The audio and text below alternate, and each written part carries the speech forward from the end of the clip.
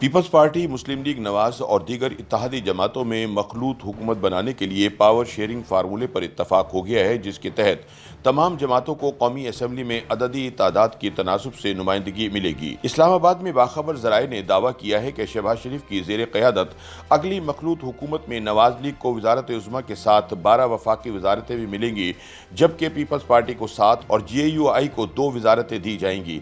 جمعیت علماء اسلام نے اتحادی جماعتوں سے خیبر پختونخوا کی وزارت اعلیٰ یا بلوچستان کی گورنرشپ دینے کا مطالبہ بھی کیا ہے۔ ایم کیو ایم کے ساتھ سندھ کی گورنرشپ کے حوالے سے بھی ابھی کوئی بات طے نہیں ہوئی ہے، لیکن اسے سندھ کابینہ میں وزارتوں کے علاوہ وفاقی کابینہ میں 2 وزارتیں دینے کا وعدہ کیا گیا ہے۔ اس کے علاوہ Balochistan Awami party, B N P Mengal, Awami national party اور جمہوری وطن پارٹی کو بھی وفاقی وزارتیں دینے کا فیصلہ ہوا ہے۔ آزاد اراکین اسمبلی محسن داوڑ، اسلم بھوتانی اور قاف لیگ کے باغی طارق بشیر چیمہ کو بھی وفاقی کابینہ میں شامل کیے جانے کا امکان ہے۔ ذرائع کا کہنا ہے کہ ابھی پاور شیئرنگ فارمولے پر مشاورت جاری ہے اور شہباز شریف کے بطور وزیر اعظم حلف اٹھائے جانے کے بعد آصف زرداری اور دیگر اتحادی رہنماؤں کے مشورے سے فارمولے کو حتمی شکل دی جائے گی۔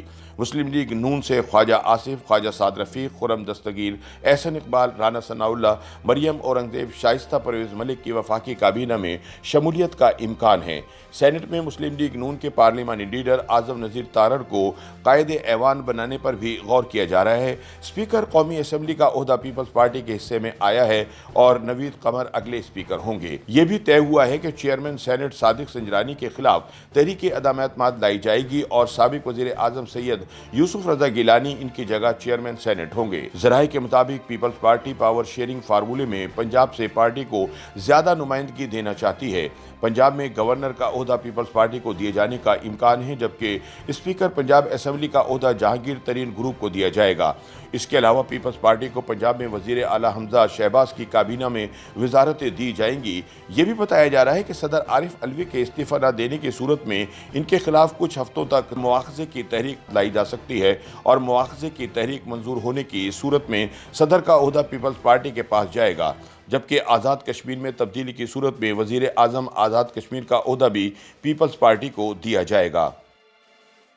یوٹیوب پر گوگلی نیوز دیکھنے کے لیے youtube.com کی سرچ بار میں googly news T V type کریں۔ گوگلی نیوز کے پیج پر سرخ رنگ کے سبسکرپشن والے بٹن پر کلک کرنا نہ بھولیے۔ یوٹیوب پیج پر اپلوڈ ہونے والی ویڈیوز سے باخبر رہنے کے لیے بیل آئیکن پر کلک کیجیے۔ آپ کو ہر نئی ویڈیو کے بارے میں نوٹیفیکیشن موصول ہو جائے گا۔